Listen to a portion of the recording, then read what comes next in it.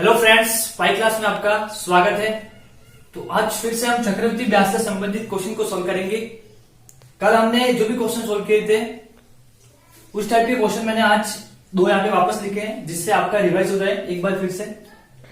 तो हमारा 13वां क्वेश्चन है आज का। कोई राशि चक्रवृद्धि ब्याज की वार्षिक दर से 2 वर्ष में 3 गुना हो जाती है, तो बताओ वह कितने वर्ष में 9 गुनी हो जाएगी। तो आपको यहाँ पे टाइम निकालना है कि वह कितने वर्ष में 9 गुनी हो जाएगी। तो एक बार फिर से हम रिवाइज कर लेते हैं।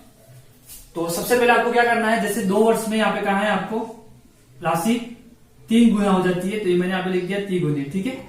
अब वह कितने वर्ष में 9 गुनी हो जाएगी, तो प्रत्येक 2 साल के बाद ये कितने गुना हो जाएगी, 3 गुना बढ़ेगी। तो मैंने यहाँ पे लिख दिया 3 गुना बढ़ेगी, ठीक है। अब 3 का 3 गुना कितना हो गया 9, तो 2 साल के बाद, प्रत्येक 2 साल के बाद 3 गुना बढ़ रही है, तो कितना साल हो गया हमारे पास, 2 ये और 2 कितने साल हो गए, 4 वर्ष। तो वह राशि 4 वर्ष में कितने गुना हो जाएगी, 9 गुना हो जाएगी। तो हमारा ऑप्शन नंबर ए जो होगा वो करेक्ट हो जाएगा, ठीक है। तो ये आपको समझ में आ गया होगा। हम सेकंड क्वेश्चन को सोल्व करें। तो कोई राशि 4 वर्ष में 2 गुनी हो जाती है, तो बताओ वह कितने वर्ष में 16 गुनी हो जाएगी। तो इसको हम सोल्व करते हैं। सबसे पहले आपको वही करना है, पहले क्या लिखा है 4 वर्ष में 2 गुनी, तो मैंने यहां पे लिख दिया ये 4 वर्ष में 2 गुनी, ठीक है। तो अगले 4 वर्ष में 4 गुना, अगले 4 वर्ष में 8 गुना और अगले 4 वर्ष में तो 16 गुना। तो प्रत्येक 4 साल के बाद ये 2 गुना क्या हो रही है, बढ़ रही है। तो 16 गुनी कितने साल में हुई, तो अगले 4 साल में 4 गुना, अगले 4 साल में 8 गुना, अगले 4 साल में 16 गुना। तो टोटल कितने साल हुए हमारे पास, 4। तो इन सबको ऐड करेंगे कितना हो जाएगा हमारे पास 8 और 8 दूनी 16, कितने हो जाएगी 16 वर्ष में ये राशि 16 गुना हो जाएगी। बस यही हमारा क्या हो जाएगा, आंसर हो जाएगा। तो करेक्ट। अब 15वां क्वेश्चन और 16वां क्वेश्चन जो मैंने लिखा है उन दोनों का टाइप जो है वो सेम टू सेम है, दोनों एक ही तरीके से सोल्व करने हैं और आपको ध्यान रखना है कि किस टाइप से इसको सोल्व करते हैं, ठीक है। दर निकालनी है आपको इस दोनों क्वेश्चन में। तो 15वां क्वेश्चन है हमारे पास, चक्रवृद्धि ब्याज पर कोई धन 2 वर्ष में 600 रुपया हो जाता है तथा 3 वर्ष में 660 रुपया हो जाता है, तो बताओ चक्रवृद्धि ब्याज की दर क्या है। आपको इसमें दर निकालना है। यहाँ पे जो भी प्रिंसिपल है वो समान है। 600 रुपया हो जाता है, इसका मतलब यह है कि यहाँ पे आपको अमाउंट दिया गया है। 2 वर्ष में अमाउंट कितना हो रहा है 600 रुपया और 3 वर्ष में अमाउंट कितना हो रहा है 660 रुपया। तो हमारे पास फॉर्मूला क्या है, amount is equal to principal, ठीक है, इंटू 1 प्लस आर बटा 100 और समय यहाँ पे हो जाएगा टी। सबसे पहले आपको कहा है कि प्रिंसिपल तो दिया हुआ नहीं है, तो आपको प्रिंसिपल को पी ही रख सकते हैं, या फिर पी को एक्स भी मान सकते हैं, कोई भी कर सकते हैं। जैसे मैंने यहाँ पे पी को एक्स मान लिया अभी, ठीक है। हमारे पास प्रिंसिपल हमको पता नहीं और 1 प्लस आर निकालना है, तो मेरे को आर नहीं पता इसलिए मैंने यहाँ पे आर रखा, ये हो गया 100 और समय हमको पता है कितना है 2 वर्ष। और वह राशि 2 वर्ष के बाद कितनी हो जा रही है, अमाउंट कितना हो रहा है 600 रुपया हो जाता है, मैंने यहाँ पे लिख दिया 600 रुपया, ठीक है। ये हमारी इक्वेशन नंबर फर्स्ट होगी। लेकिन सेकंड कंडीशन में क्या कह रहा है कि 3 वर्ष में कह रहा है, तो 3 वर्ष में वह राशि कितनी हो रही है 660 रुपया, मैंने यहाँ पे लिख दिया 660 रुपया। और प्रिंसिपल दोनों के लिए समान है, यहाँ पे भी एक्स रहेगा और यहाँ पे हो जाएगा 1 प्लस आर निकालना है, आर का आर और 100 हो जाएगा और समय यहाँ पे 3 वर्ष हो जा रहा है, तो यह हो गया 3 वर्ष। ये हमारी इक्वेशन नंबर सेकंड होगी। अब आपको क्या करना है कि इक्वेशन नंबर जो है थर्ड में जो भी सेकंड आ रही है उसमें फर्स्ट का भाग दे देना है आपको। तो क्या हो जाएगा हमारे पास, ये हो जाएगा, मैं यहाँ पे लिख रहा हूं 1 प्लस आर बटा 100 और यहाँ पे समय कितना हो जाएगा 3 साल और ये होगा अमाउंट 660 रुपये 3 साल में बनके और यहाँ पे मल्टीप्लाई में एक्स हो गया। अब इसमें हम एक्स का भाग देंगे, इसका भाग देंगे इक्वेशन नंबर फर्स्ट का, ये हो जाएगा 1 प्लस आर बटा 100 और यहाँ पे पावर कितनी हो जाएगी 2 और इसमें 2 वर्ष के बाद अमाउंट कितना हो रहा है हमारे पास 600 रुपया, ठीक है। अब इस टाइप की जब भी इक्वेशन बनती है हम कैसे सोल्व करते हैं, तो यहाँ पे x से x कट जाएगा, ठीक है।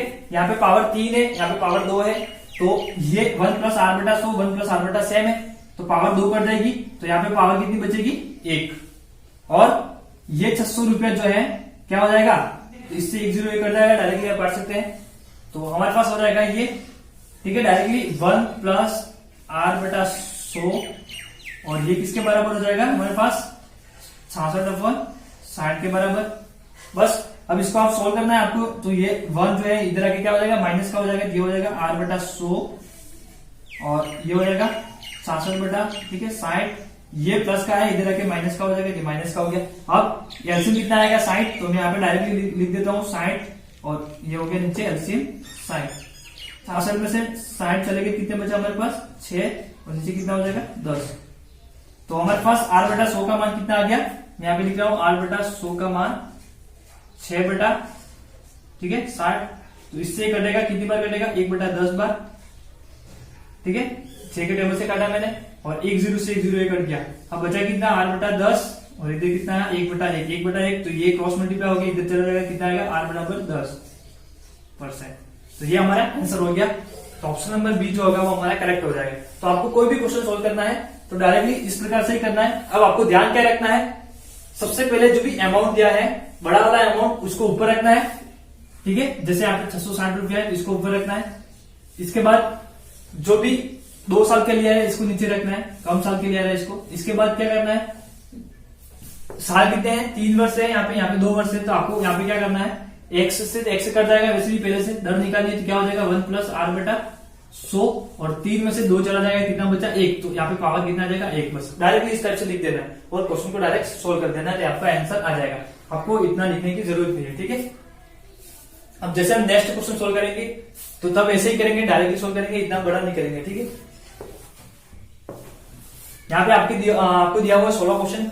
कोई राशि 3 वर्ष में 4000 रुपये हो जाती है तथा 5 वर्ष में 4410 रुपया हो जाती है, तो चक्रवृद्धि ब्याज की दर ज्ञात कीजिए। यहाँ पे भी आपको दर ज्ञात करना है, तो वही करेंगे। हम सबसे पहले क्या करेंगे, फॉर्मूला हमारे पास यही रहेगा, a = p + 1 + r/100 और यहाँ पे हो जाएगा पावर में t। लेकिन आपको फॉर्मूला नहीं लगाना है, ठीक है डायरेक्टली सोल्व करना है। जैसे बड़ा कौन सा है हमारे पास अमाउंट 4400, ठीक है 10 रुपया सबसे पहले ऊपर आ जाएगा 4410 रुपया, बटे में कितना आ जाएगा 4000 रुपया। इसके बाद बराबर में क्या आ जाएगा, तो यहाँ पे क्या कह रहा है कि 3 वर्ष में 4000 रुपये हो जाती है और 5 वर्ष में ये हो जाती है, तो 5 में से 3 चला गया, कितना है हमारे पास 1 + r/100 और यहाँ पे पावर में कितना आ जाएगा 2। बस आपको सिर्फ इतना ही करना है। अब ये हो जाएगा 1 + r/100 पावर में कितना है 2 और यहाँ पे 1 0 से 1 0 कट जाएगा, ये आएगा 441/400। और आपको पता है कि 441 किस संख्या का वर्गमूल है, तो ये है 21 का और ये किसका 21 का है 20 का, तो हमारे पास पावर कितना आ गया 2। अब जब पावर घाते समान है तो आधा समान होगा, तो ये हो जाएगा 1 + r/100, ठीक है। और कंपेयर करेंगे दोनों से, दोनों पावर सेम है, यहाँ पे भी 2 है, 2 तो 1 + r का मान किसके बराबर हो जाएगा 21/20 के बराबर, तो ये हो जाएगा 21/20 के बराबर। अब वही करेंगे, ठीक है पक्षांतर करेंगे तो ये प्लस का 1 जो है इधर आके माइनस का हो जाएगा, तो ये हो जाएगा r/100 और एलसीएम कितना आएगा 20, तो 21 में से 20 चले गए, ऊपर कितना आएगा 1 और नीचे कितना आ जाएगा 20। इसको कैसे सोल्व किया मैंने, ये 21/20 है, माइनस का आगे इधर 1 हो गया, ठीक है ये हो गया 21 और 20 इसके साथ मल्टीप्लाई हो गया, एलसीएम लेके सोल्व किया, ये हो गया 21 - 20/20, तो 21 में से 20 चले गया, 1 बचा, ये कितना हो गया 20। अब हमारे पास कितना है 1/20, इससे मैंने काटा, कितनी बार कटेगा 5 बार, तो ये आ गया r/5 और ये हो गया 1/1, इसके साथ मल्टीप्लाई होगा क्रॉस मल्टीप्लाई, तो r = 5%। क्या हो गया हमारे पास आंसर हो गया। तो हमारे पास ऑप्शन नंबर ए जो है वो करेक्ट हो जाएगा। तो आपको डायरेक्टली क्वेश्चन को इस टाइप से सोल्व करना है। तो हमने जो भी आज के 2 टाइप के क्वेश्चन सोल्व करना सीखे, एक तो हमारे कितने गुना हो जाएगी इसको हम डायरेक्टली कैसे सोल्व करेंगे वो, और एक हमने जो फॉर्मूले के माध्यम से क्वेश्चन को डायरेक्टली सोल्व करना सीखा वो आपको ध्यान रखना है, ठीक है। तो मैं उम्मीद करता हूं कि जो हमने आज सीखा वो आपको अच्छे से समझ में आया होगा। तो आज का हमारी वीडियो आप लाइक कर दीजिए और चैनल को सब्सक्राइब कर दीजिए। जय हिंद, जय भारत।